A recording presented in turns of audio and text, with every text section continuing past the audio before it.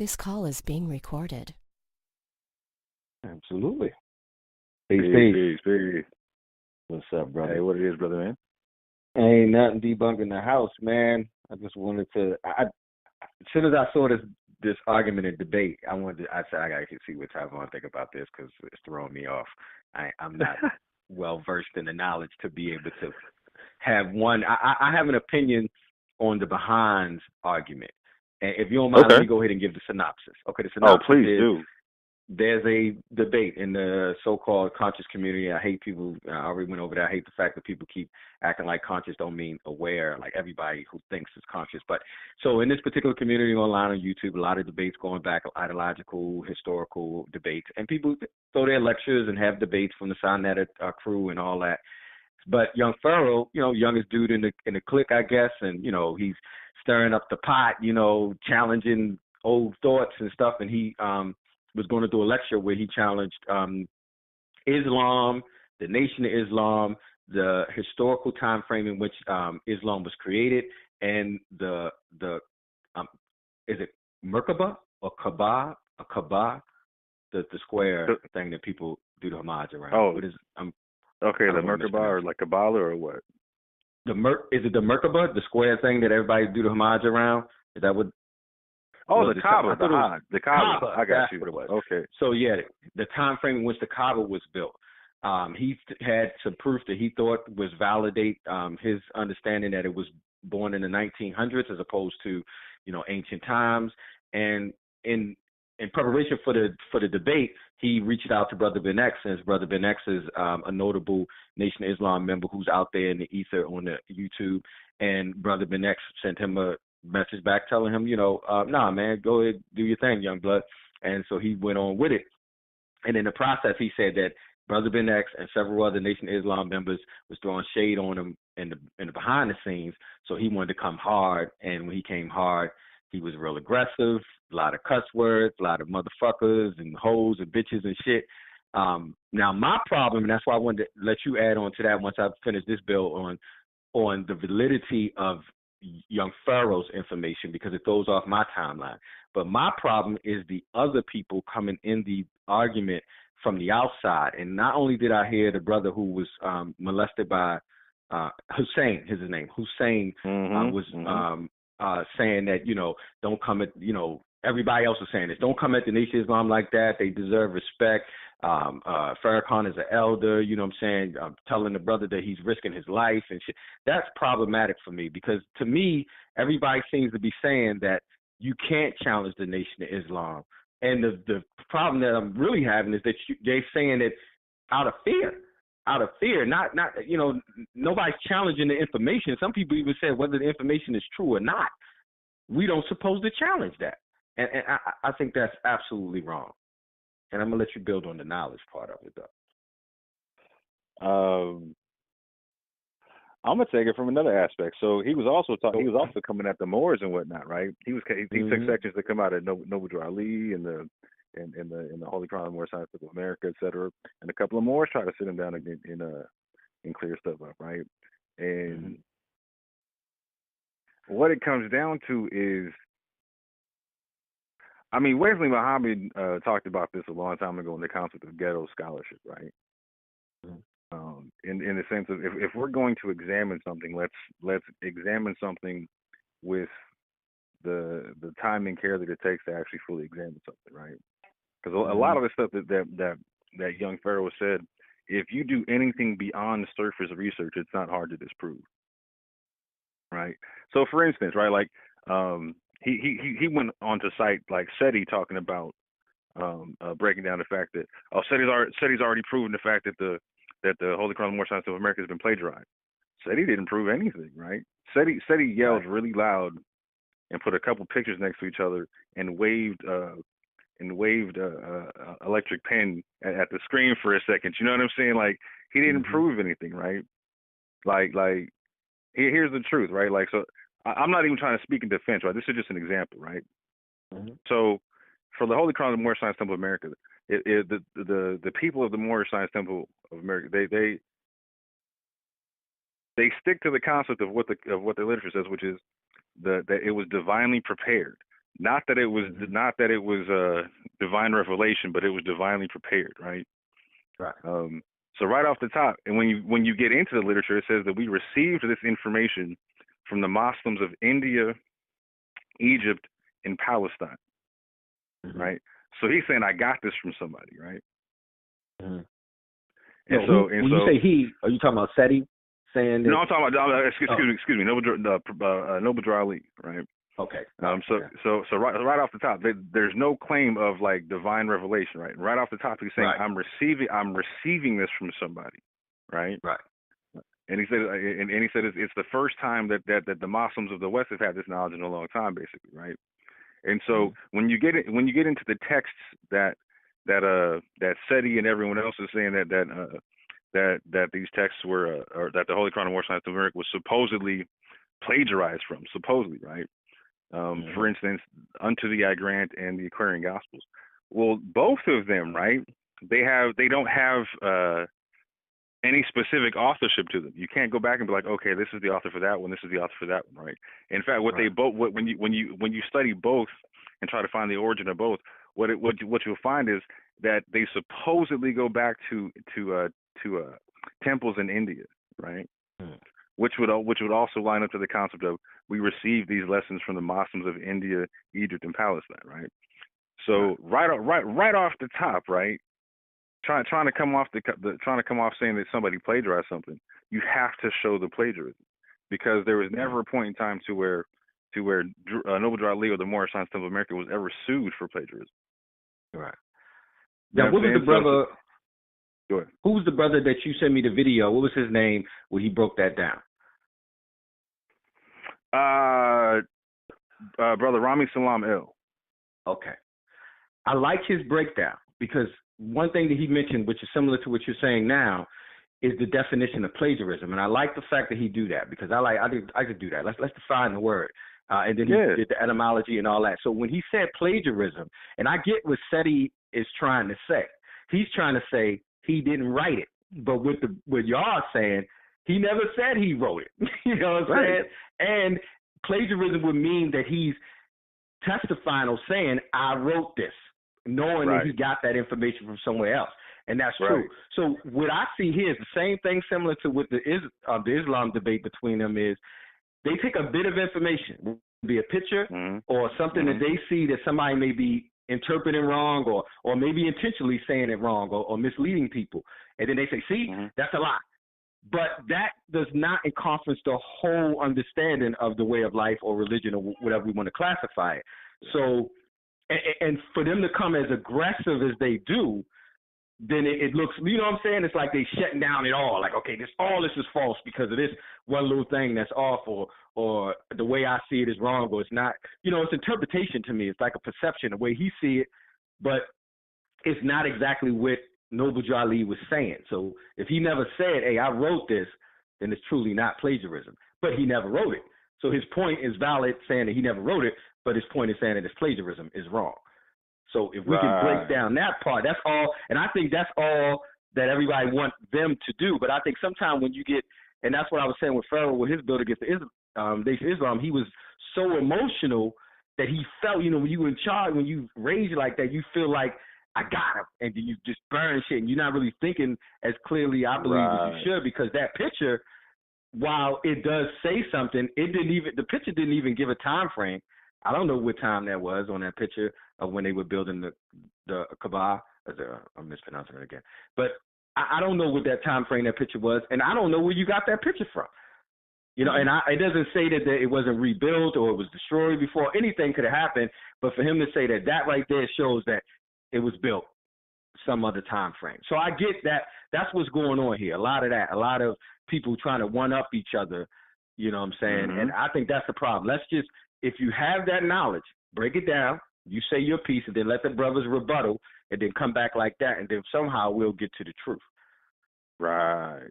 Yeah. And so here's the science on that too, right? Like, so when it comes to the age of Islam or the age of Christianity or Judaism or any of that stuff or any of the historical sites or whatnot, if you're gonna, anybody who's doing an honest critique of the information right now and the cutting edge information is taking a very large step back.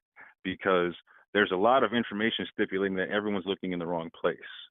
That Canaan and Mecca and all this other stuff is in different spots than what they think it is, right? Like, so for instance, if you look into Brother Kamal Salibi's work, and if you look into Sister Dana Marnici, Sister Dana Marnici was she was featured in the book Golden Age of the Moor by Ivan Van Sertima. She does fantastic work. She's like an ethno biographer. Like she does like ethnoanthropology. She's all about tracing tribes through Africa and back and forth and migration patterns, this, that, and the third, and whatnot. And she's also on the cutting edge of the concept of that. So a lot of people are finding that they can't find the artifacts for the Israelites, etc., in Israel. And they're saying, well, it's because you're looking in the wrong spot. You're assuming that Israel's right here, and actually, the Israel's in southern Arabia, right? Canaan's in southern Arabia. Yeah. You know what I'm saying? So, and she breaks down the fact that you can find the rivers called the River of Canaan, and the cities called the same thing, and the tribes called the same tribes, and yada whoop de woo. And they break down the concept of when they that later on. In time, people moved to the north and renamed everything a very similar name to the south. Okay. And so go ahead. I was going to say the Israel of today is the Israel that was chosen by the Zionists of a particular time frame, and you saying that the Israel of old was actually in a different area in southern Arabia. Yes, right? Okay. Yes, sir. Okay, there you go. Yes, or at the very least, that's what. She's proposed. A lot of information puts out there right now to where you should at least take a very serious look at that, right? I personally think there's enough information to solidify the concept of the old stuff's in the South, right? I mean, right. It's always what that is. But anyway, when you look at it, it does corroborate itself. But at the very least, people should take a look at it, right? And if you're taking a look at it, you know what I'm saying, it changes the whole dynamic of any assumptions one can make based upon timeline. Right. Because it even whatever you think the Kaaba is changes. And let me throw this out there. So I had a video that got taken down a long time ago when Jabari and Zion Lex had their debate, right, about the origin of civilization and whatnot, right? And I had a video that was like, so what's the beef about? Because when I go to Kemetic literature and when I go to Jewish literature, they say that they have the same origin in the same place, right? Okay. So in the Kemetic literature, it says that the origin is the land of the gods, the Taneteru, right? The Taneter, right? And they give a location for this, right? And when you follow the location, it's like southwestern Arabia, and also the adjoining parts of Africa and like the Horn of Africa, right? And so when you follow the Jewish literature, they're talking about that they come from the ancient land of Canaan. And when you follow that whole joint, the Canaan or in the Holy Land is in between the Nile River and in between the Euphrates River, but the Garden of Eden, where everything pops off at, is in the eastern part of all of that, right? And it's basically the same location as the Kemetic area, right? And so at the end of the day, they have the same origin, and when you break it down, they're saying they come from the same people, right? With the same traditions, and when you really look at the linguistics for what they have, a lot of the stuff is the same, right? So when you're looking at the Kaaba, right, a lot of people looking at Kaaba from just a modern Arabic perspective, right? But when you look at what I'm saying, we're like, whoa, we have to take a step back and look at how all this stuff refits together now, right? Because at one point we're looking at this as separate civilizations, but really they could be interlocking in a whole different way that we don't understand, right? So if they interlock and the languages are the same and they have the same, for instance, like Allah and Ra, right, are the same God linguistically, right? When I compare Kemetic and when I compare Arabic, right? Not only are they the same God linguistically, but they have the same function in the pantheon, right? So when I look at that, I'm like, okay, that's. Explain that for me. When you say the same function in the pantheon, elaborate on that a little bit, because I'm I'm not understanding completely. Are you saying that like would Jesus and the God that the Christians have that same functionality? So Jesus in the Christian sense would be Amun Ra. Like so, a lot of people think would be a mixture of Amun Ra and Haru. So I'll give you a linguistic, for instance, right? Like so in Hebrew, Jesus has a name called Emmanuel, right? And that name means the God within us, right? Okay. And so in Kemetic, you have the term Amun Ra, right? And that means the hidden Ra, right? The hidden God, right? Okay. When you break down the linguistics of it, Emmanuel is MNL, right? Amun Ra is MNR, right? R linguistically, when you go from Kemetic to Hebrew, changes to an L.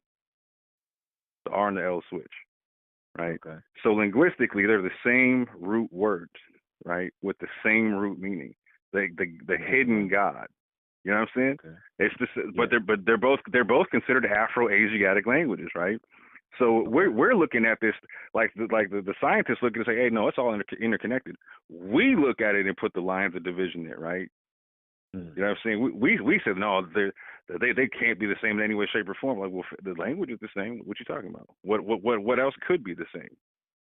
That's my understanding, because that's the same thing that the other brother that, like I said, I'm going to mispronounce his name, that you sent me the videos on. That's his breakdown, is that these things are interlocked. That's the way my understanding is from the limited information that I have, is that it's just the division was either location, geographic, and then sometimes tribal, meaning people separate themselves, maybe their cultures change and their interpretation of the same knowledge changed a little bit, but it's still from the same and it's the same people.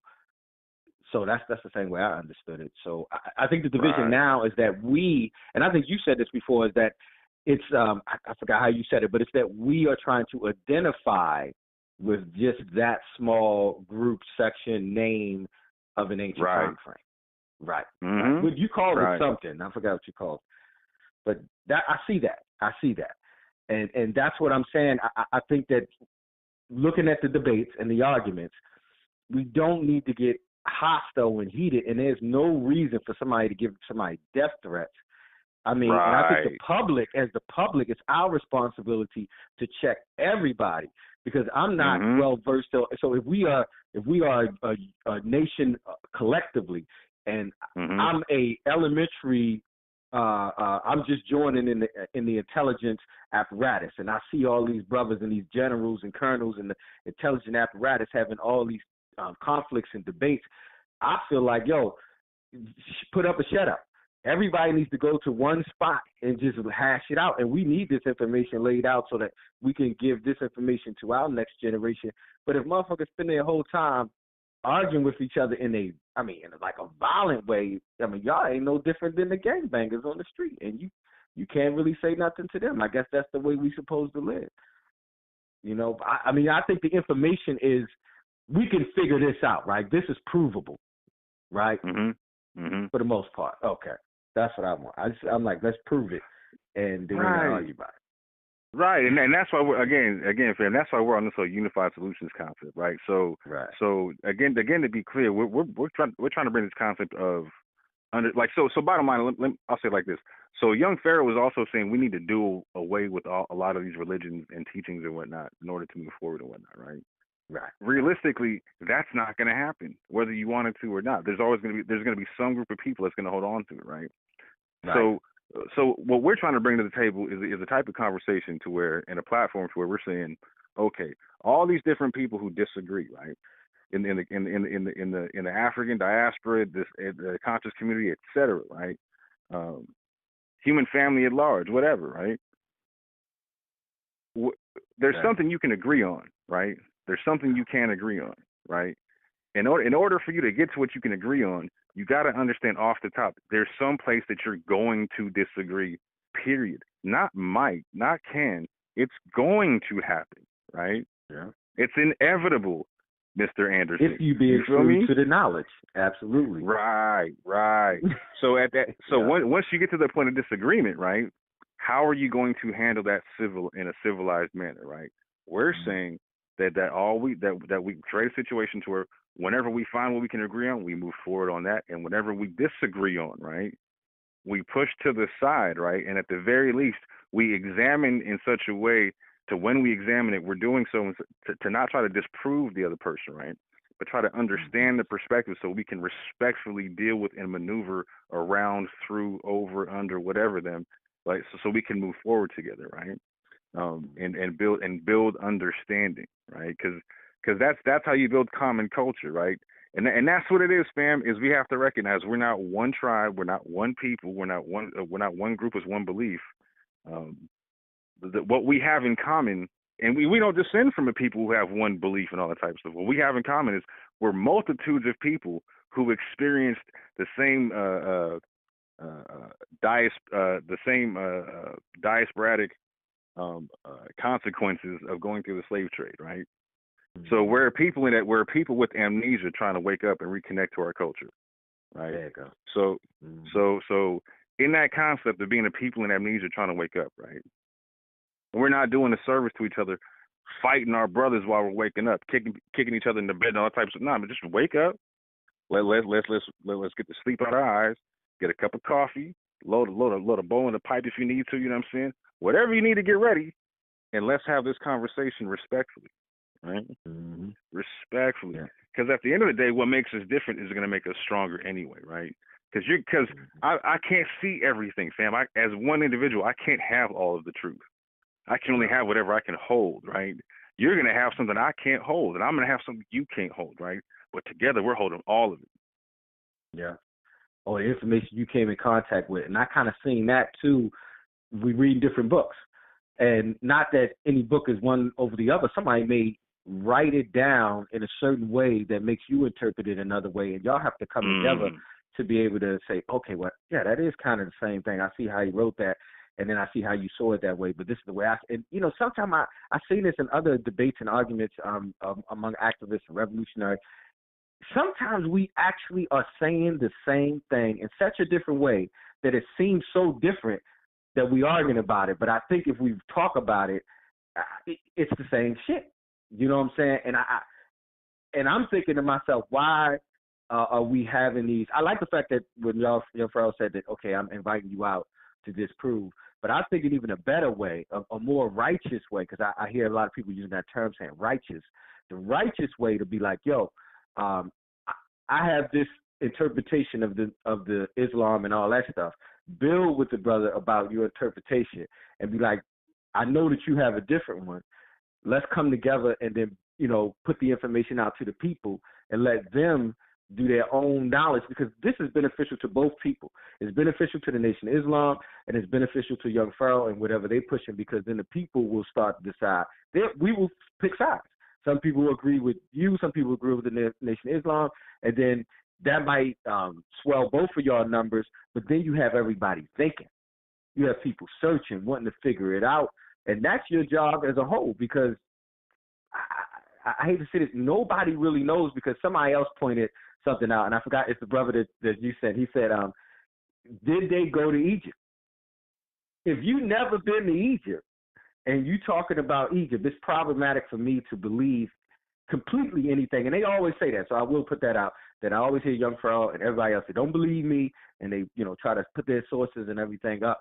But I think for any of us to have a true understanding, at some point in time, I think you got to actually see the artifacts, be around the artifacts. I got to know that you know hieroglyphics and know how to read the hieroglyphics, and you know Hebrew, and you know Arabic and all that stuff. And then you don't absolutely have to have all that knowledge, but if you don't, then you're not, you haven't mastered it, is the best way I can say. And so I can listen to you, but with the way they displaying it, a lot of times people are displaying as if they're absolutely right. And not just young Pharaoh and them, a lot of other people too. Right. We should be calling people to a conversation. And the biggest issue about that is I don't know how to say it. Like, so if you know what you know, right, you shouldn't be getting emotional if I challenge you. Right. Bottom line, knowing if you know what you know, let me ask my questions. Then you know what I'm saying. Don't get emotional about it. You know what I'm saying. So I don't have a problem with young Pharaoh questioning Islam or questioning the Nation of Islam or the Moorish Science of America or any belief system he wants to. Right, that's not a problem, right? Indeed. But at the same point in time, if he wants to say that, if him or anyone wants to say that they have the ultimate answer on something, okay, fam. You just might. You really just might. And you know what? If you have it, you might actually have to educate me in order for me to understand what you're saying. So we're gonna have to have a slow conversation so you can teach me on this, right? Because if you have this thing that no one else has, why are you getting emotional? Because I don't get it right off the top, right? We're going to slow it down real quick. You know what I'm saying? But on a whole nother level, with a lot of these cats, so you were talking about like people getting their numbers up and all that kind of stuff, right? Like so if and I'm not slighting what you're saying, but a lot of people are out there actually, and that's their only goal is to get numbers. They're checking, like a lot of what they're doing is checking Facebook and Twitter and Instagram and YouTube to see what the analytics and the numbers are and the social blade and all that type of stuff, right? Yeah. And that's what they're judging. Yeah, and that's what they're judging everything off of, right? And that's not righteous, right? And so let's be realistic about something, right? In this whole game, people get lost in what's realistic, right? So somebody, one individual, right, is not going to take down the Nation of Islam. No. You know what I'm saying? There's nothing that you found out. There's nothing that you have on paper that's going to. There's nothing that you found out about Islam. You can find out. You can find out that Islam was a hoax, written by a Jewish rabbi trying to overthrow something. Who cares, right? Who cares? The Nation of Islam ain't going nowhere. It's been through how much? The membership decide. They got to decide. Exactly. Right. And anybody trying to take another organization down like that, right? And also trying to say that they're pro their own people, you're wrong. I don't care how you are. Like, I don't have to agree with everything that the Nation of Islam says. I don't have to agree with anything they say, right? I stand up for their right to say whatever they're saying within the family conversation, because you know what? There might be a truth in what they're saying that I don't hold. So just for that very reason alone, I gotta let whatever they're saying exist so I can examine it and let it be there. You know what I'm saying? So I'm wrong. If I'm trying to take down the Hebrew Israelites, if I'm trying to take down the Moors, if I'm trying to take down, if you want to be an African Christian, and I'm trying to take you down, I'm wrong for that, right? I'm wrong for that because at the end of the day, I'm not recognizing that we're a people in amnesia, waking up, trying to find ourselves. So whatever identity and whatever we're holding on to right now, hey, I'm okay with that. You know what? I'm cool with that. And in fact, I'm happy that you're intelligent enough to try to grab onto an ideology. I'd be scared if you weren't trying to grab onto nothing. I'd have to worry about you then. At least with your ideology, I can measure you out. I can know what you believe. I can look at your book and say, okay, I can know what to expect from you. You know what I'm saying? So why take that from somebody and make somebody unpredictable now and give them nothing in return? That's not being family. Go ahead. Yeah, I get one perspective. I think that he may be coming from, and I see people do this. It's like this breakdown to rebuild. That you gotta come aggressive because you can't be soft about this shit. And I understand that to some degree, but there is still a tactful way to be aggressive.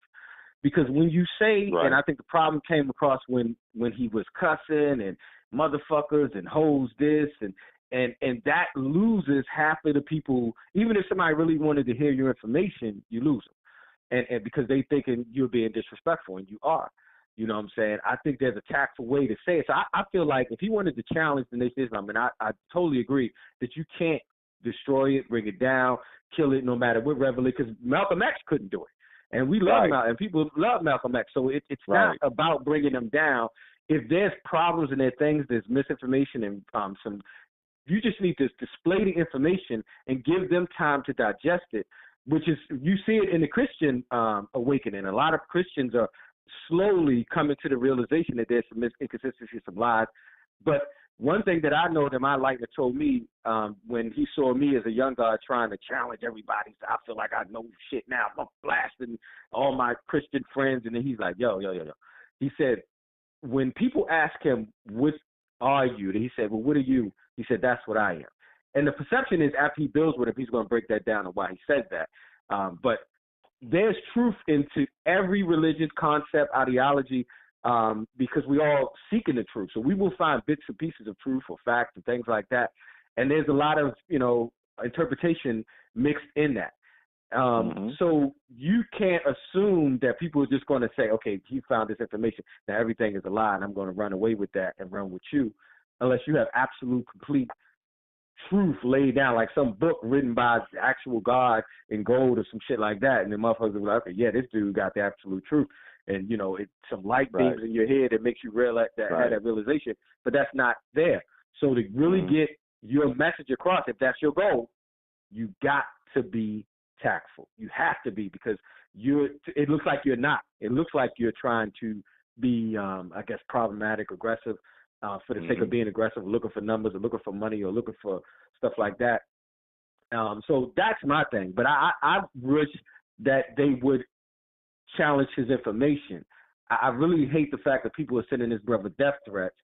I really think in this situation, and this is where I challenge the leadership and the elders, they should stand up. I think that people have been saying Farrakhan don't have to respond to this type of situation, but when his members are giving death threats, or allegedly, because I don't really know, but that's what he's saying, that's what other people are saying. And then when other people are viewing his organization as some sort of organization that would be an organization that would murder somebody over stuff like this, and being challenged, I think he has to stand up for that. I know I would. If I was in Farrakhan, I would be like, well, look, let's calm down. We'll talk to my members and let them know where I stand and where I think that how they should handle the situation. And then I seen him he reached out to the brothers and sisters in the hip hop industry and stuff like that. I don't think he owe young Pharaoh anything, but I think he should say his piece.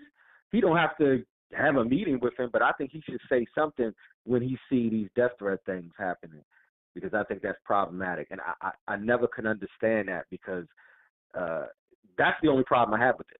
Like you said, I don't have no problem with young Pharaoh challenging them. I have no problem with this Islam brothers standing up for Farrakhan, standing up for the Islam, and other brothers and telling him and checking him on his knowledge, because like I said, I don't believe the point that he's making about Islam being born in the 1900s, because from my understanding, the Christians and the Muslims fought, when the Christianity was being developed, and he said that Christianity was developed in that ancient time frame. So who were they fighting? I don't know, and I don't know. So I'm pretty sure he found some information that he believes, but just throw it out there in the ether and let us all, and we should all be seeking that information. Because now I'm looking, I can't find any information to validate any of the stuff that he was saying about Islam being born in this early time frame. Real talk.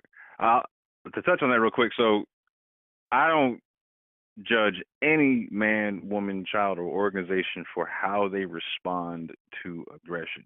Right? That's an individual decision, and how that's done is how that's done. Yeah. I always look at the concept of who is the initiator of force, right, and what was the intent thereof, and all that kind of stuff, right? Because that's a domino that's knocking the rest of them down. You feel me? And so when young Pharaoh went to Brother Ben X was like, hey, do you mind if I talk about this or build them and all that other kind of stuff? Like, to me, that's right off the top, you're going in the wrong direction. The question should have been, we should build on this. Would you mind being part of a group panel where we talk about this and examine this in a respectful kind of way? I found this information out. What do you have to say about that? Indeed, that's exactly right. Yeah, you know what I'm saying? Tactful approach. Like, yep. But at the same point in time, I also don't knock young Pharaoh and Brother Ben X for not doing that, because the generation ahead of them is not doing that. They can look at the people older than them and see nothing but bickering going back and forth, right? So when I actually look at them, they're actually handling things in even a more, they communicate more so than what the people of our generation would, right? So I can't even knock that, right? I'm knocking our generation for not providing a better platform for them, right? We gave them this whole debate culture, right? So again, look, Pharaoh's linked up with Seti, right? Mm-hmm. Seti's his mentor in this whole thing, right?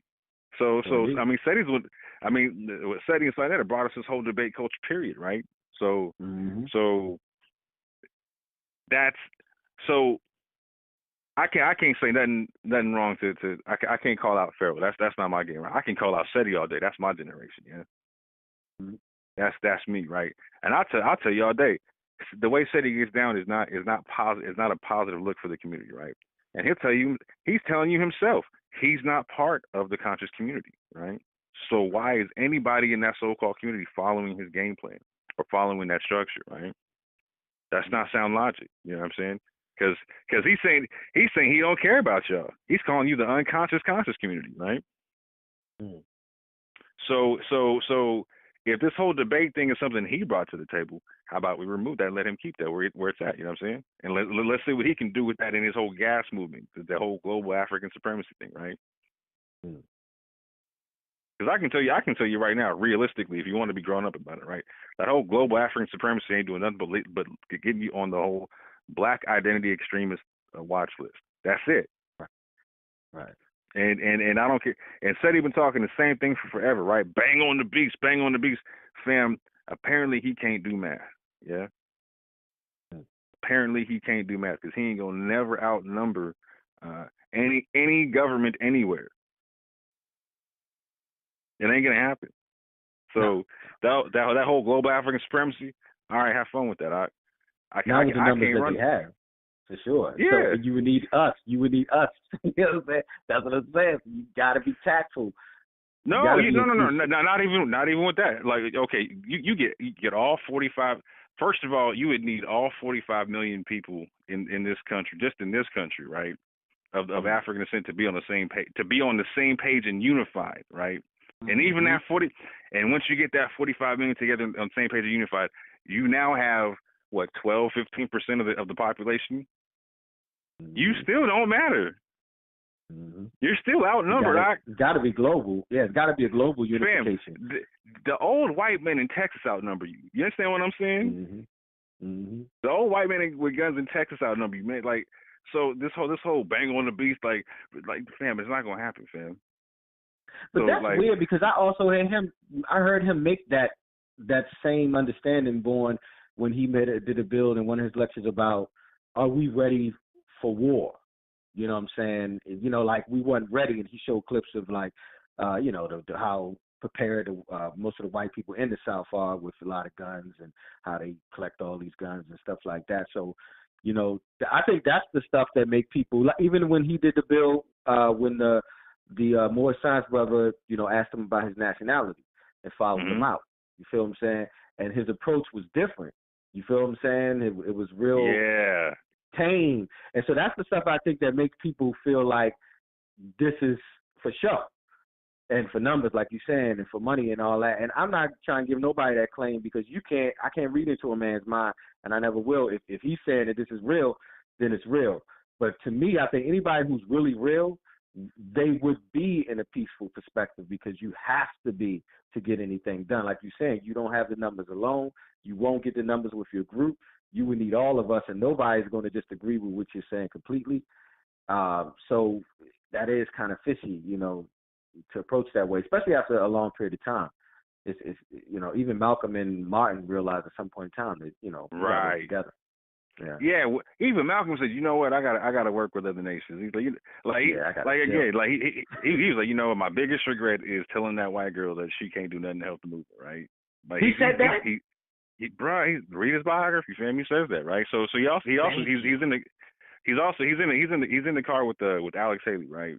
And so it's some white people pull up in a pickup truck, right? And they say, Malcolm, we agree with everything you're talking about. We want to shake your hand. Malcolm leans out and shakes his hand, right? And then very happy, jovial, all that type of stuff, right? Comes back in and says, like, I wish the Nation of Islam had European study groups, right? And then leans over and tells Alex Haley, don't you breathe a word of that back to the Nation of Islam or Elijah Muhammad. You know what I'm saying? Or what just happened.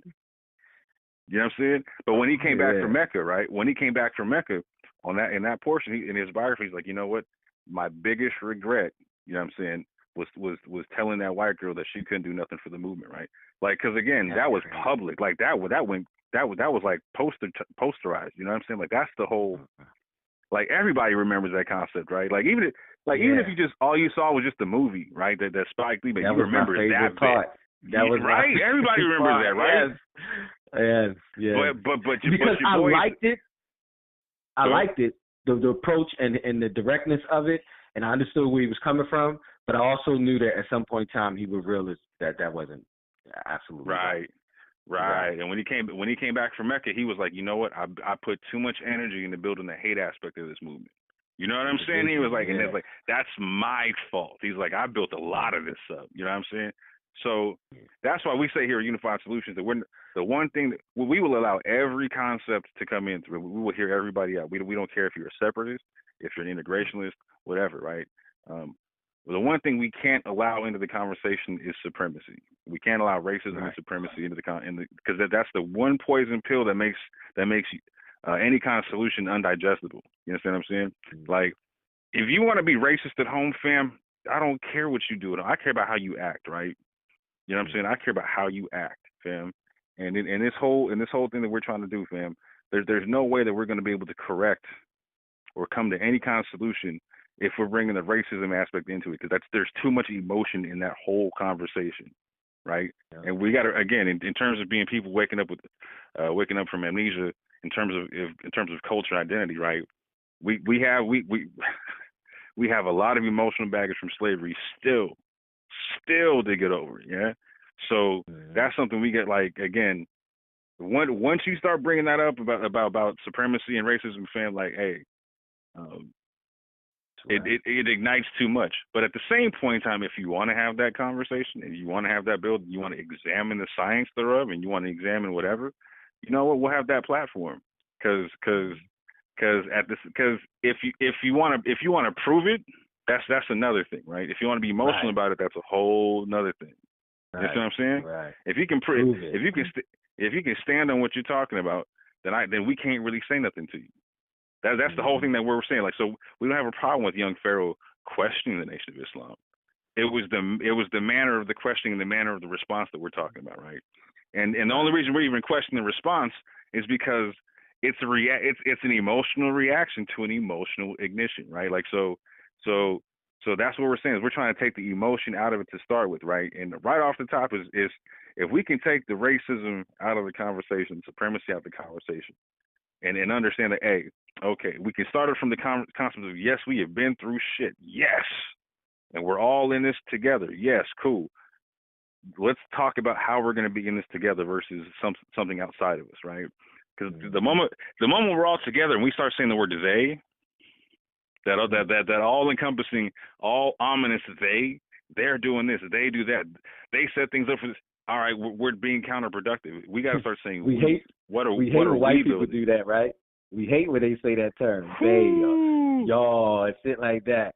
See, and I'm gonna say one more piece, and I'll be done with it. And I think we'll probably be able to build on this some more, because I definitely want to touch on some of the perspectives on how they build against what he was talking about with the Moorish Science Temple, but it's mathematically correct. I think all of these schools of thoughts and everybody, whether, because I don't know what, I think he said Uhuru is what young Pharaoh and them is connected to, RBG, but I think we all deal in mathematics, and I'm not talking about arithmetic, but the universal principal order of all things, which means that everything has a order and a process that must be taken for best optimal results. You know what I'm saying? Mm-hmm. And we have to agree on that and be able to work toward whatever goal we go into under that premise. And so we don't have to agree, because that is the basis and the core of what, how we would be able to work together is we would do things that are necessary to accomplish the goal that we're trying to accomplish. So in this particular case, the argument is information and whether or not what is valid or not, like that. And you don't need to get emotional. Like you were saying, like, the information speaks for itself. Everybody keep talking about facts and absolutions. So all you got to do is just lay it out. It's like, here you go. And then when somebody else be able to examine that and rebut that, and that'll be it. So all I'm saying is, for anybody who agree with one party or the other, people in the Nation of Islam, people in who agree with young Pharaoh and young Seti and all them, young Seti, General Seti, discuss it, right. Confirm it, figure it out, and then come back, because I want to know the information. And I know, like you said, I'm not going to find it all, and I can't hold all the information. Right. But if we collectively work together, we can get it, because I want to know. Now I want to know the truth. Absolutely. And when you laid the information out there, I didn't mean to cut you, but when you laid the information out there, right? When you've laid it out there, the first thing you should expect is questions, right? That's the first. You should expect to be answering a whole bunch of questions. Don't take the questions as a personal attack on you and your being. We got to recognize, family, as a people with amnesia. We latch onto these beliefs as if they are us. Being a Muslim is me. Being a Jew or Hebrew Israelite is me. Being a part of the Kemetic Nile Valley movement, that is me. Being a Nubian, that is me. No, that's your belief system. Yeah. That's your belief system, yeah. That's a whole nother thing, right? So we have to recognize that when we're taking that stuff personal, when people are questioning our belief system, right? Like they're not questioning us, fam. They're questioning what we say, what we just told them we believe. When it came out of our mouth and we put it out this here is objective reality, they have the right to ask questions objectively, right? It's like we can't put our subjective expectations on objective reality. That's not fair. Just because I hold something to be true, okay, that's me. The moment I put it out here for the rest of us to talk about and say, I believe this to be true, okay, when someone challenges that, I should not expect anything other than. And if what I'm saying is the truth, I should be able to produce such, right? Oh. And if I'm saying it's the truth, I should at least, and I don't have the proof for it, I should say, I think this to be so. And this is why I think it to be so, but I'm not quite sure. And be humble about that. Yeah, there's nothing wrong. So in this whole bit about us waking up from amnesia, right? Where there's an insecurity about how we're going about this, right? And we should expect it to be there because we're a people who should be farther developed than what we are, right? And so when you're underdeveloped, part of you kind of knows that, you know what I'm saying? So like you feel insecure about the bits you're underdeveloped on, you know what I'm saying? So if people try to call you out on that stuff, you feel messed up about that, right? People get killed over that type of attitude. Ooh, in the hood. Real I'm telling you, it's deep. The emotions are deep. It's deep. Real talk. Talk. But see, this is what I'm saying, fam. This is where we got to get realistic, right? Is the other thing making us insecure about this, like that's hypersensitive, like making us hyper insecure, is the fact that we're not the same people, right? But we're told we're the same people, right? Oh, you're black, you're all just black, right? But we can look at each other like, okay, we're obviously not from the same tribe, right? Right. We like you might be Mandinka, you might be Yoruba, you might be whatever, you might be somebody native from here. Who knows, right? Mm-hmm. Who knows, right? But bottom line is your tribe is gifted and skilled in something that my tribe isn't. You know what I'm saying? Mm-hmm. And so in this whole diaspora that we're in, right, in this melting pot that we're in, we're told that we're the same people, but we know we have to figure ourselves out. But we're having to do so in a silent competition with each other, right? We're silently competing with each other the whole time because the situation we're in is forcing us to compete. You know what I'm saying? Like we're having to figure ourselves out at the same point in time. We got to get the rent paid. We got to keep the lights on. We got to pay bills. All that, right? You know what I'm saying? So instant competition. Instant competition. Survival. Survival. Woo. Right. Yes. Like when you go to the hood, you be like, oh yeah, I should expect a large family concept, right? You know what I'm saying? My heart broke when I went to the hood, and I was like, why I got to carry a knife under my coat? Why am I less safe around my own people? What the hell just happened? You understand what I'm saying? Like that blew my mind when I was a kid. I was like, okay. But at the same point in time, I got older and I understood. I was like, okay, these people are trying to figure out something real deep, mad deep, that most of the cats don't have to figure out. You know what I'm saying? That's a big, like Frances Cress Wilson, God rest her soul. She killed it with her information. She killed it with her information. You know what I'm saying? And we really got to take that in now that she's changed form. Because, man, now they're talking about the concept of epigenetics. They're co-signing everything. They're finding the science for everything she was saying decades ago. You know what I'm saying? That the fact that we have stuff that is genetically, emotionally, and cognitively implanted into us from going through slavery. So post-traumatic slave syndrome is legitimate in a genetic form. Yeah. You know what I'm saying? So we really got to pump the brakes and be like, okay, let's really have this conversation in the slow tone and tenor that it deserves. Right. That it deserves, and that's all we're saying. Family therapy, yo. Family fucking therapy on a global, at least first a national scale. We need it. I mean, we are connected to a degree, but like you saying, we distant family. We distant cousins, first, third, but we connected by marriage or whatever. But we want to be connected. Like you said, we have this unification ideology and perspective, and we unify when we emotional for something that happened to us, when somebody come against one of us. And we got that color of skin, although it's not black for all of us, brown, but that cultural connection to that melanin in our skin, even for us who don't have it, displayed visually, because we know who we are, and we want it. We want it. I know we want it. So I think the solution is there if we can do what you're saying, which is, take it slow, don't get all upset, every time somebody, come at you or something like that. And somebody has to be the bigger person. I say this about we're dealing with relationship issues, and I noticed this. Me and my wife had to realize this. Somebody at some point in time, now all of us get emotional and we might zap out. So I understood to a degree. I didn't think that it was that serious the way if they were saying something slightly behind young Pharaoh back that he had to be motherfucker this, motherfucker that, because I wanted to hear the information. But I understand that sometimes we get emotional. But if you be the bigger person, you win, especially if your information is correct. You win. Right. If you try, especially, I mean, it's not a win or lose thing, but it's even more powerful if he made that 2-hour-long video 1 hour with just dropping information and then turned it off. I'd have been like, damn, especially if the shit validated. But all that, you kind of lose me. You know what I'm saying? And we're not going nowhere. Right. That's my goal is to be solution oriented, and I want to get success.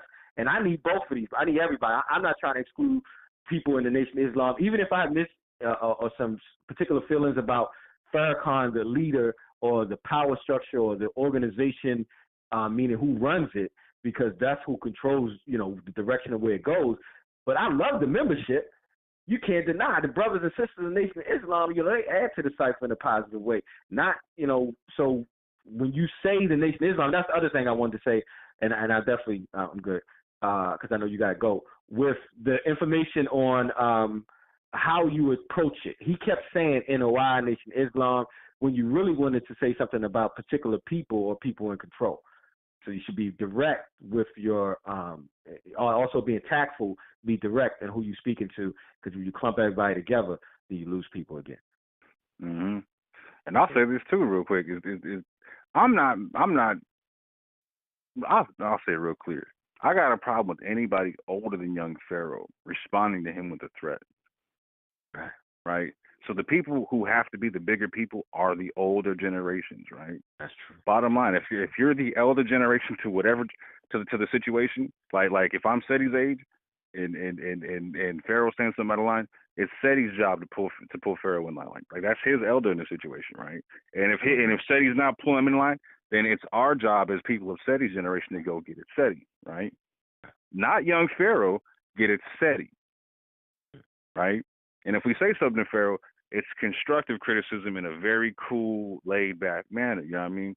Because what it looked like with us beefing with a younger dude, right? That looks like some old buck, young buck stuff, right? That looks like no civilization, no culture, right? And so here's the biggest point, right?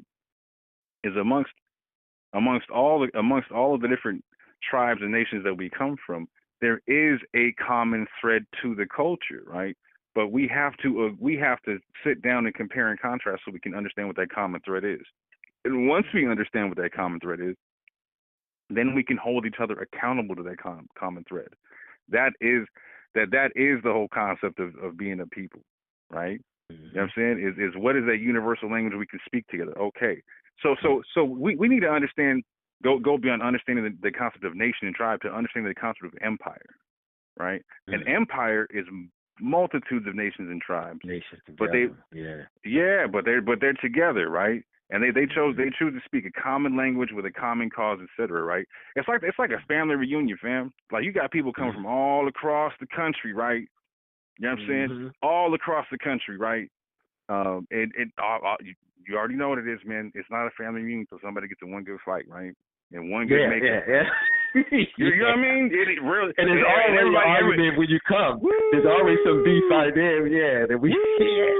Already. You know what I'm saying? Absolutely. And everybody's trying to front like for the first couple of days, like it's gonna be cool, but you already know, man. Off the top, like something's gonna light off, and when it does, it's gonna go. But when it's over with. When it's over with, there might, you know what I'm saying? There might be a couple, some tears in the cup, some beer in the cup, a couple of cuts and bruises, somebody outside smoking a blunt, all that, right? And the elders are the one, like you said, squash that. Big mama, Uncle Earl, somebody like, man, come here, let me squash. You know what I'm saying? They let you hash it out, do the beef, and then they, absolutely. But peep game. But see, here's the whole thing about that, right? Is all that's in-house, right? In-house. Because even during a family union, right, if somebody outside my family says something to my family, that's their ass. That's a wrap. That's like even if he was the crazy cousin I was just fighting with, right? Yeah. I can call you the crazy cousin. Don't let someone outside the family call you the crazy. No. That's you can't do that. Yeah. That's family. That's family. That's what being a people is, right? Is we're gonna fight. That's the whole point. Is we're saying we're trying to have the fight, but we're trying to have it. We're trying to have a controlled fight real quick so we can get to the solution. You know what I'm saying? Right. Exactly. Which we're trying to time out the rounds. We're trying to have refs in that. You know what I'm saying? We don't want street fights with brass knuckles and baseball bats, right? We want rules to the. That's what they'll do too. A lot of things they'll have boxing gloves. If they get to the point where y'all want to scrap it out, boxing gloves, go. And when you're done, what do? They shake hands and you hug it out. Squashed it, right? Yeah. It's a wrap now. Yeah, exactly.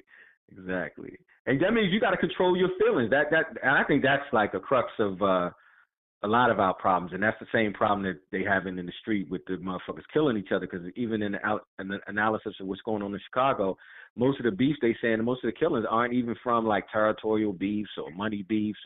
It's like petty beef, some shit somebody said about you or some stupid shit like that. And they will tell you, all the motherfuckers on the street were saying it's just niggas and their emotions with guns. You know what I'm saying? It's just similar to what these motherfuckers do, niggas in their emotions with knowledge. You know, so we got to deal with our emotions. The thing, I guess, if we got an emotion issue or something, you know, I get it. And like you were saying, it's that waking up, PSD, post-traumatic slave disorder, all that shit, and we got to heal from that, and we got to recognize that is the problem.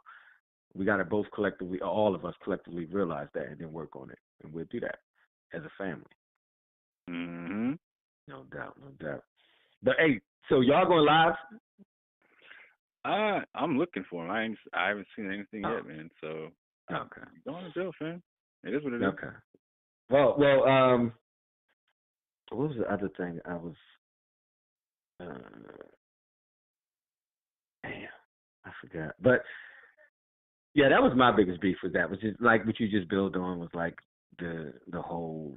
It's getting too out of control. I don't think nobody would really kill a brother, especially now, or even try to do anything like that since we all been talking about it. But I still think that we should, as a people, you know, I think it's our responsibility, not if they the people who we're looking up to as intellectuals, whoever, you know, scholars, whoever may be looking up. I look up to everybody with knowledge who may think they got some knowledge. I'll check it out. I don't put nobody above anybody. I don't care how much time you put in anything like that. I just judge you on the information that we're dealing with at that particular time. And if you know, when people give that information out, I'm going to give it the benefit of the doubt of checking it out. And I don't know. I think that's what we all should be doing, and we all should be inputting on that. That's the other thing. Like, don't be just an onlooker. And like, I guess a fan is the term that they use when you fan in the flames of debates and arguments going back and forth, talking about, well, yeah, he's wrong. Well, let's talk about the knowledge. What part of that knowledge was wrong? Because I'm pretty sure there was some wrong in that. And that's what the other brother was doing. That's the brother you sent me the video. That's what he was doing, breaking it down, knowledge base.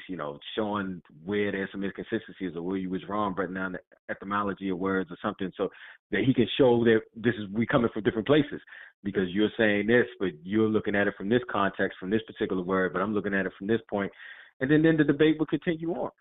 But it is a lot of cats. And it's not nobody, I ain't seen nobody that I can classify from the Nation of Islam. I actually just seen other people from the outside of the organizations and connected to young Pharaoh and them making these claims of, somebody getting killed or something like that. And those are the people I think should do that, because sometimes you put that stuff out and you kind of wish it too. I wouldn't want to see that. Let the brother challenge it. We should be. I think he made this. One of them made the analogy of lions. Young lions always challenging the older lions, and that's true. Mm-hmm. Of course, yeah, of course. We gotta expect that. You know what I'm saying? So let him challenge. Let him challenge. But then explain him like you explained to him. Right. Explain to him that it's a better way to come at this. Is that I think even either somebody in Nation of Islam or maybe Brother Ben X could have told him that if he felt that way. Well, I just didn't like the way you came at me, brother. Now, if you want to build on it in this way, then we can do it this way. So somebody got to just, enlighten him in that way. And then we'll see what his character is.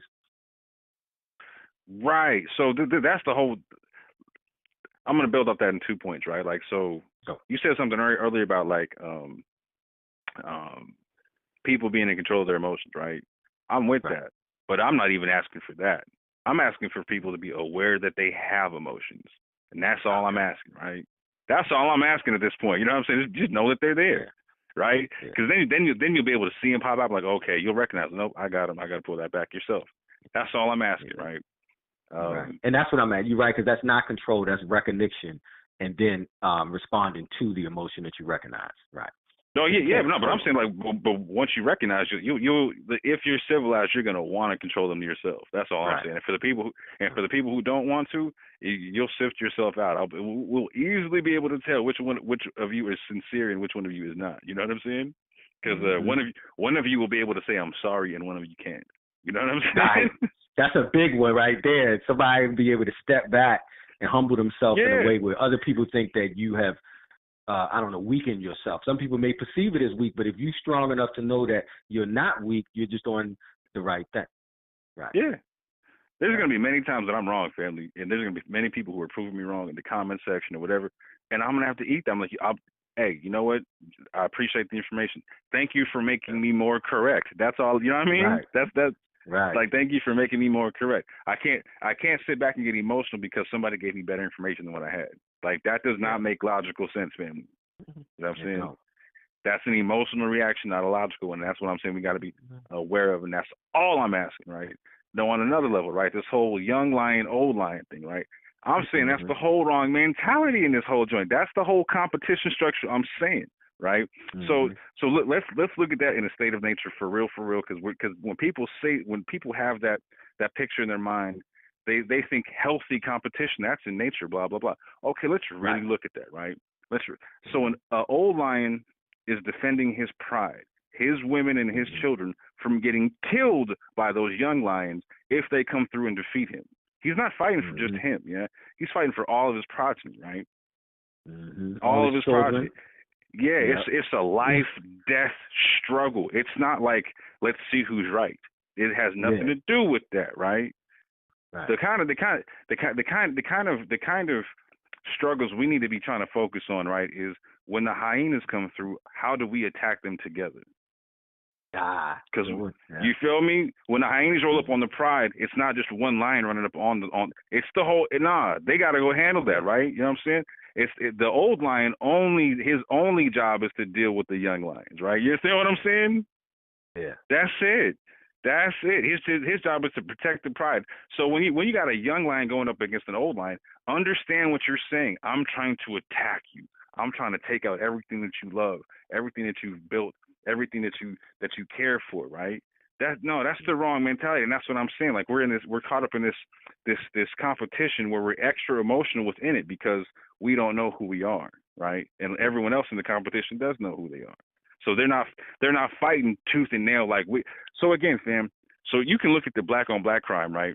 And the crime rates within our community. It's like, oh, that's orchestrated by the government. That's orchestrated by outside hands. I'm not. Show me your evidence for that, right? No. And we'll have that conversation, right? But I'm presenting this part of it too, this aspect of the conversation, which is this whole unseen emotional competition that we do. So again, there's nobody forcing people to kill other people for their income tax return checks, right? Right. Like that doesn't happen in like the Chinese American community, the Irish American community, the Italian American community, right? You know what I'm saying? Mm-hmm. That type of stuff happens in our community. Mm-hmm. In a very like we have very peculiar acts of violence that we commit on people. Like it's like a lot of people have logical like, oh, theft, robbery, that kind of stuff. Our stuff is crazy. We kill people over tennis shoes. Mm-hmm. You understand what I'm saying? Like it's there's an emotional, psychological craziness to it. To like, hey, there's something a little bit deeper. Like how we were talking in another bill to where transgender people, right? Even after they have the surgery, their suicide rates don't go down. Right?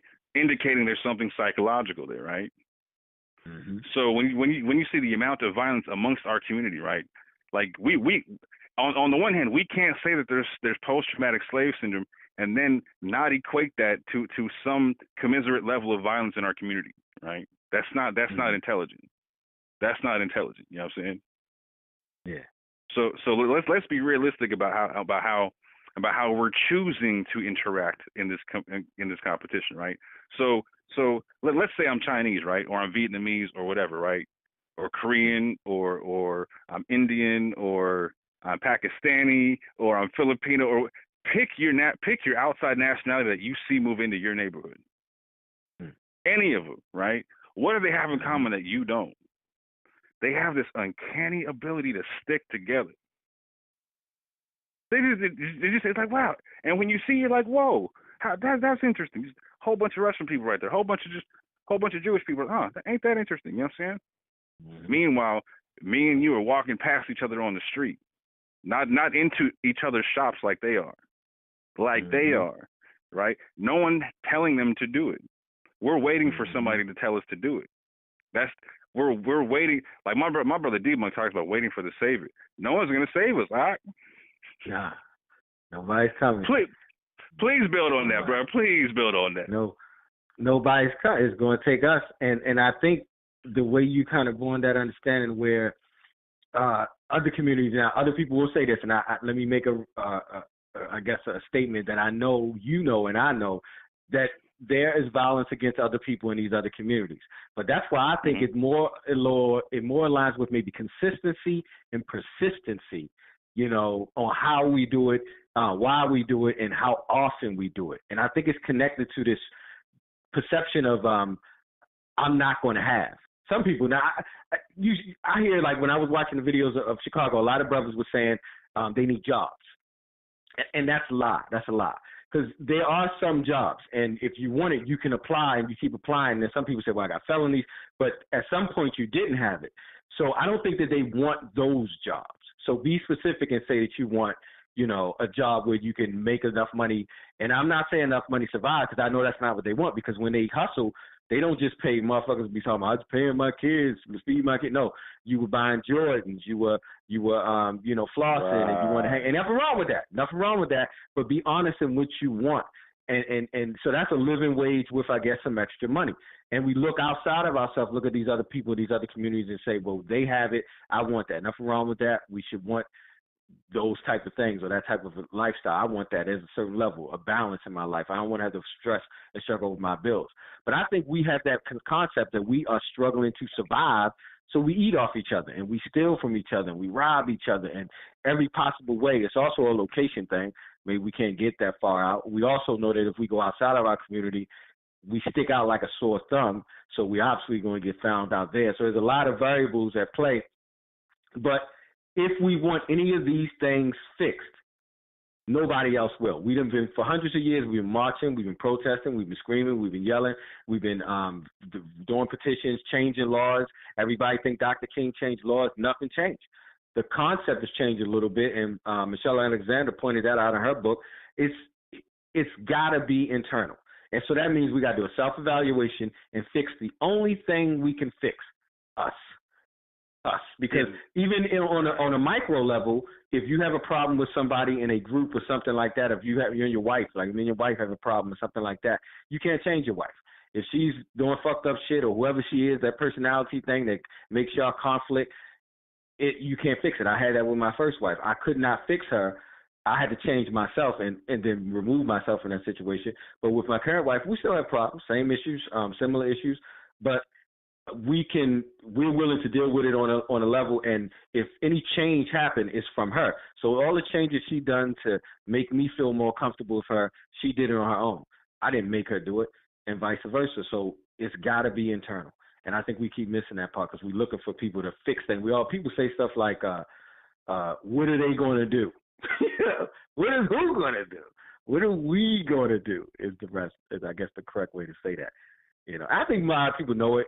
I just think that we have to be conscious of it, liking that word now, conscious of it and approach it in that way. Kind of like the alcoholics have to admit that they're alcoholics and constantly be in that space because they say you're always an alcoholic, or the same thing with drug addicts.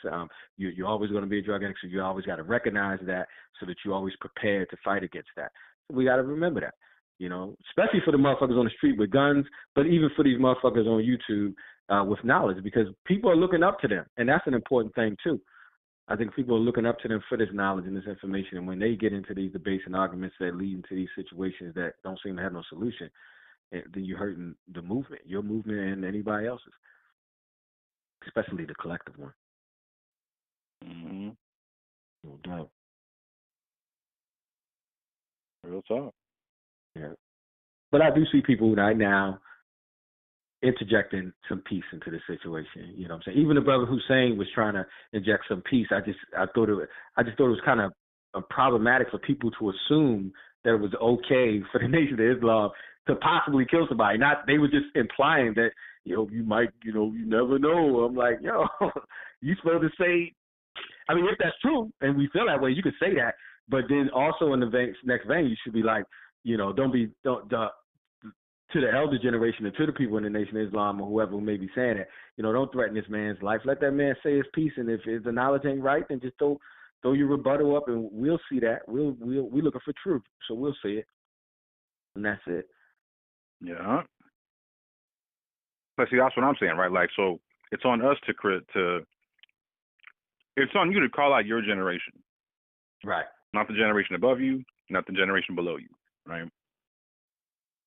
So, again, I'm getting a Seti, yeah. That's my generation and all. That's my era and all that type of stuff.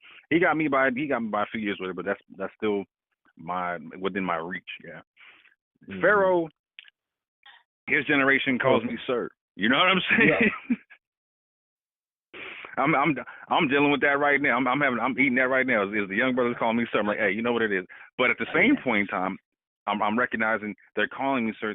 So there's a responsibility I have to give them back, right? I have to live up to that, right? Like I have to recognize I'm not like, yes, Jay-Z said 40 is the new 20, but 40 is still 40. You feel me? It is not actually the new 20. You know what I mean? I can't be 18 forever. You know what I mean? So I have to embrace every stage of my development, right? I'm no longer the young man. I'm going into the middle age, right? So I have to embrace that whole thing, and I'm gonna have to embrace the elder stage when that comes, right? To where I'm the old heads. I'm the old heads at the family reunion, grabbing all the knuckleheads together, making sure everybody has that conversation they need to have. Because at the end of the day, what are the old heads saying? Like they're trying to make sure you get the emotions out, and then you get to the makeup. That's all they care about, right? Because after you're done, like, we're family now, aren't we? We're cool now, yeah. That's all the old heads care about, is just making sure we stay together. They have whatever opinion you care about, right? The moment that everything starts to break apart, they nope, come back over here real quick. And that's part of the development, fam. So at this juncture, like in the middle age, we're supposed to be building foundations for the younger people to build on top of, right? To build on top of, right? and we're supposed to be looking towards whatever foundation was or was not built by the previous generation. So at this juncture, in the Middle Age, I can't complain about my elders not having built something. Real talk, how disrespectful of me. You've already spent your life building whatever you could build under whatever circumstances. How dare I come along in the winter of your life and critique you? How dare I? Right? Mm-hmm. I'm here saying thank you for whatever you could accomplish. Yeah. And if anything, can you point out the weak spots? If anything, you know where you didn't finish building something. You know what I'm saying? Where's the squeaky beam on the floor? You know what I'm saying? Yeah. Pulling from that and adding on to it and making it better. That's it. That's it. And that takes here I'm gonna say this word again. It's corny, but it's true. It takes love, man. And I like to use the word love because love to me equates to understanding. So if you understand that somebody has some information, and you, even like I say, if you're a younger dude and you understand that the elder generation has been misinterpreting something or seeing something wrong. And I like the analogy, I've seen this manifested in the 100 monkey experiment. I don't know how valid the experiment is, but the information is out there that a guy was doing a 100 monkey experiment, and where he gave the monkeys something to eat, and it was accidental. He was doing an experiment for something else, but accidentally he was feeding the monkeys, and the monkeys didn't like the bananas or something he was giving them, because when he threw it in the sand, it would get sand on it. One of the younger monkeys went down and realized they could just dump the bananas in the water, take the sand off, and then eat it like that. And then he tried to show the elder monkeys, and they wouldn't do it. And then he showed the younger monkeys, and they all did it. And then the elder monkeys caught on at some point in time. Now, that analogy, they animals, but since we have conscious thought, we have to realize that it's all in the way you deliver your information. You know what I'm saying? If you deliver it in a digestible way, people will digest it. Sometimes it takes time. I like the video of the sister a while ago who just realized Christianity had some holes in it, and so she had to challenge her own Christianity. But it took years of friends peacefully just suggesting that she check out information, and she for years dismissed it until she on her own one day said, let me check it out. You know what I'm saying? So the seed is always there. If your knowledge is true, you know how knowledge is. It's like the sun, man. You can't hide it. It's coming out. It's coming out. It's coming out. True indeed. Shit. But did you what was I going to say? When I see this debate and this argument that they were having, I keep thinking about our concept of unified solution. Now, I think that maybe this is our responsibility to interject some possibility here. And I think we had this. Tell me if we had this discussion before about having some sort of thing where we would bring these minds together ourselves and hold some sort of symposium or discussion where we seek the truth to lay down the foundation. Did we have that discussion before? The Come Divided conference. Oh my God! There you go. Okay, yeah, okay. That's what I felt like I'm saying something we said before. Yeah, okay. Oh yeah, no, we have the recorded on the whole previous building one. Yeah, we broke down the whole concept of the Come Divided conference, where we're recognizing the concept of we have to agree to disagree at the beginning of it all. Right. Hear what I'm saying, family? We have to agree to disagree at the outset, right? Yeah. So the concept of what we're talking about, so we're trying to build an organization called Unified Solutions, right? And with that, we're starting from the concept of coming divided, meaning that we all come from our different ideologies and whatnot, right? And we have conferences to where we hash out whatever issues are going on in between the ideologies or whatever, you know what I'm saying, that are keeping us from being able to move forward on something, right? So as we're talking forward together, trying to find a solution, like we know the goal is we want to do something like, let's build a bank, or let's build a school, or let's build housing developments or something like that, right?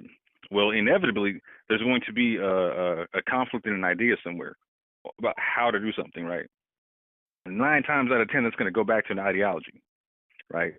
So what we're saying is whenever, as we're having the conversation to be unified, right? Whenever the divisions pop up, okay, now we take a slight detour, We have the Come Divided conference where we break down, hash out the specifics of whatever the difference is. You know what I'm saying?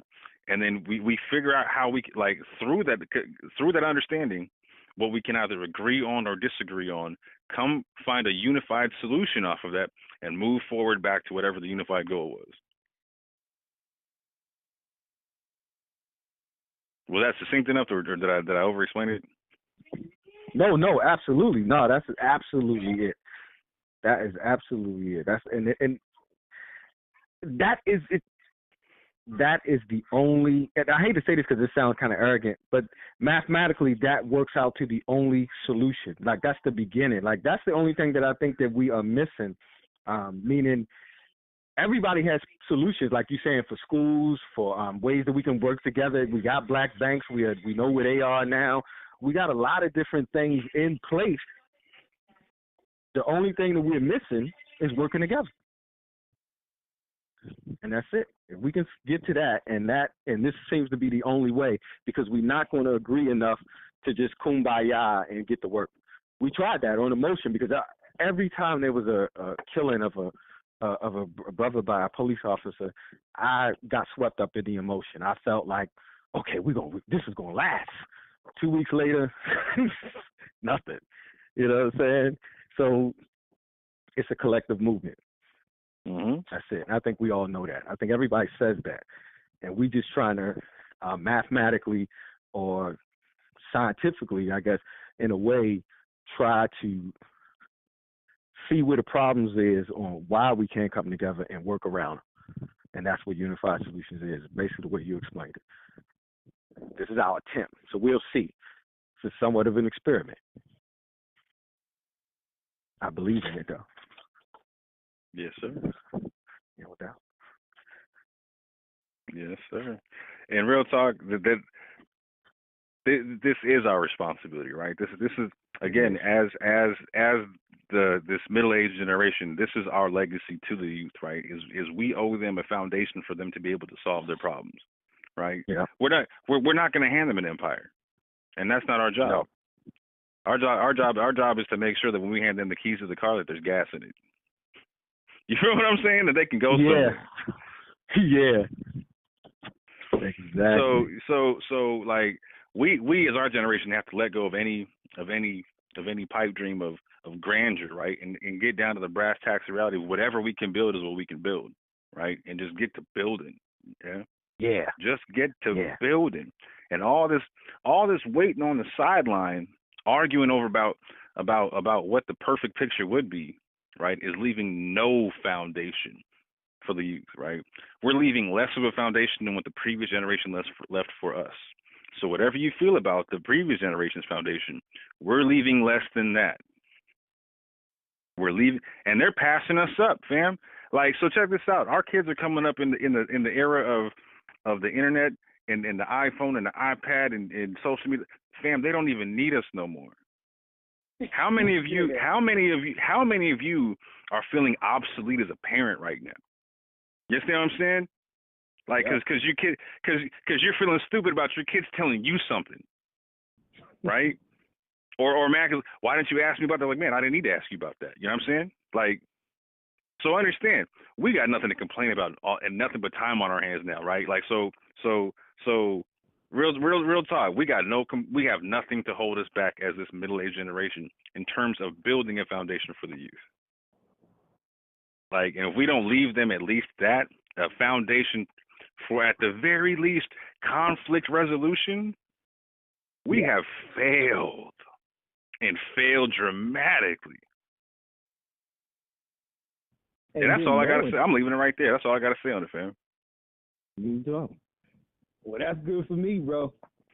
Hold on, I had you for a minute. Shit, let's pick it back up next week and see whatever drops throughout the week. I think this Trump thing is going to spark off on something. So what was love? Yeah, you were saying that there was something about the Moorish Science Temple of America and Young Pharaoh you wanted to touch on as well, so we can put. Yeah, I gotta rewatch the video, and it's probably going to be a long conversation. So I wanted to see the stuff that he was saying and the brother was rebutting on him, I just had some questions so that I can get some understanding, but I gotta rewatch the video to see it, see which parts I was talking about. All right, man. Well, hit me up on the side, man. We can build whenever you want to, because I'm well versed on all that. So I know. I got you. all right, man. All right, man. All right. Peace. All right. Peace and love, fam. Peace and love. One.